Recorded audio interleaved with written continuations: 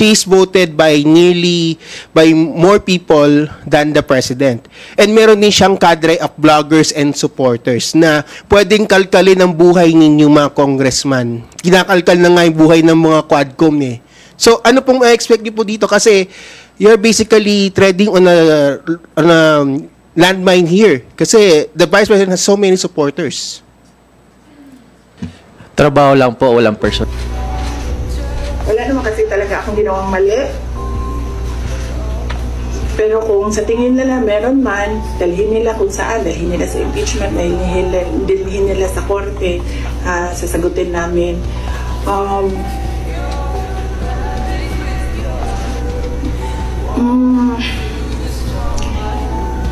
Yun. Kaya ako very casual kasi masasagot ko kasi lahat ng sasabihin nila. Minsan lang, hindi ako nagsasalita.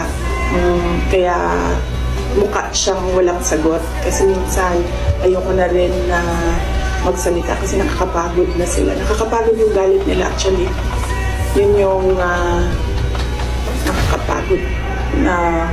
Pero kung meron kayong kaaway, maasahan ako. Tawagin niyo ako. Basta away, maasahan talaga ako. Thank you.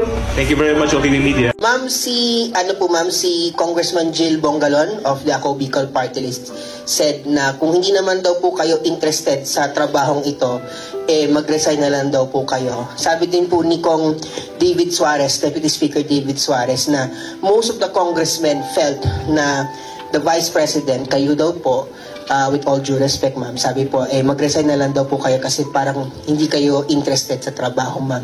Ano po ang inyong masasabi dito sa sinabi ng quote-unquote young guns of the Congress? Actually, kung mapapansin nyo, hindi ako nakikipag-usap sa kanila. Nakikipag-usap lang ako kay Zaldico at kay Martin Romualdez. Pero pagbibigyan kita, Red? Yes po. Yes, pagbibigyan kita. Gusto nila mag-impeachment, diba?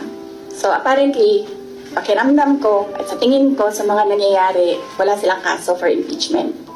Kaya sila nandyan. Kaya sila sige hanap ng kung ano ang gagamitin nila.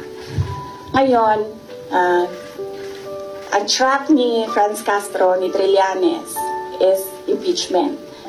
Gumawa sila ng isa pang track na resignation. Parang papalabas nila, impeach ka namin for wrongdoing, whatever. And then, itong isang grupo na ito, umalis ka dyan. Kasi kapag hindi ka umalis, kapituko ka. Pero, hindi naman kasi ako sasagot sa young guns. Dahil, kailangan ko sumagot sa 32 million na bumoto sa akin.